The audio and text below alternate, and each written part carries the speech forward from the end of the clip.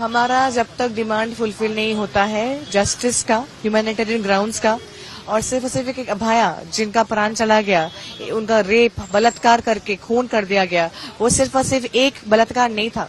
उसके पहले उनको थ्रेटन किया गया था, वहाँ पे थ्रेट कल्चर था। कल भी आरजीकर में वहाँ के जो स्टूडेंट्स हैं वो लोग इसी थ्रेट कल्चर के तरफ आवाज बुलंद करके उन्होंने यहाँ पे सब लोगों का नाम दिखा के उसके ऊपर कार्रवाई के लिए मांग करके वहाँ पे गए हैं। तो फिर यहाँ पे हम लोग जो बैठे हैं अभया के न्याय विचार के बारे में बात कर रहे हैं। यहाँ पे ये सिर्फ और सिर्फ एक अभया का नहीं है।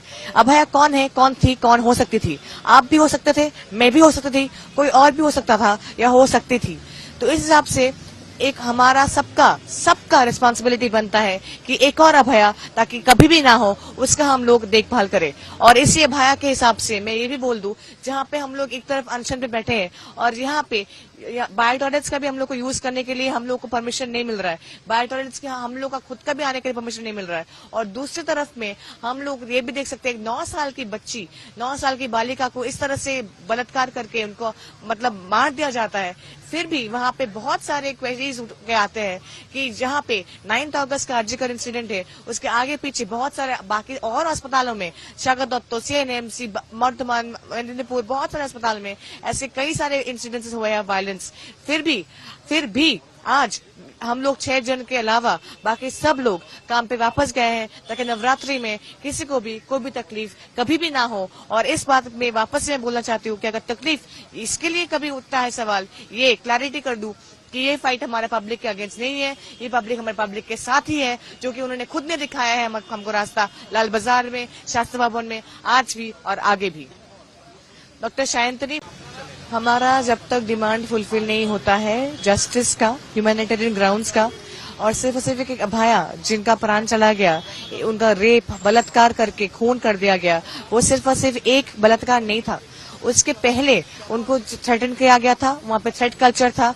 कल भी आरजीकर में वहाँ के जो स्टूडेंट्स हैं वो लोग इसी थ्रेट कल्चर के तरफ आवाज बुलंद करके उन्होंने यहाँ पे सब लोगों का नाम दिखा के उसके ऊपर कार्रवाई के लिए मांग करके वहाँ पे गए हैं।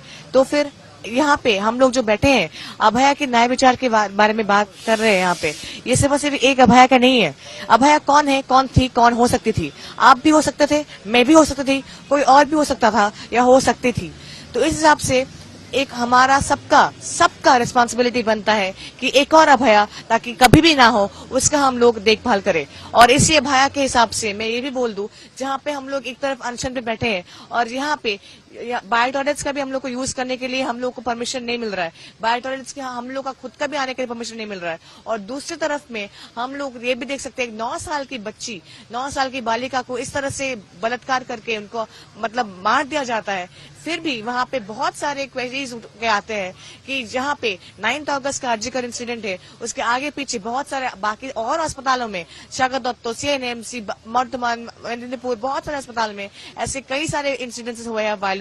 फिर भी आज हम लोग 6 जन के अलावा बाकी सब लोग काम पे वापस गए हैं ताकि नवरात्रि में किसी को भी कोई भी तकलीफ कभी भी ना हो। और इस बात में वापस से मैं बोलना चाहती हूँ कि अगर तकलीफ इसके लिए कभी उठता है सवाल, ये क्लैरिटी कर दूं कि ये फाइट हमारे पब्लिक के अगेंस्ट नहीं है, ये पब्लिक हमारे पब्लिक के साथ ही है, जो कि उन्होंने खुद ने दिखाया है हमको रास्ता लाल बाजार में, शास्त्री भवन में, आज भी और आगे भी।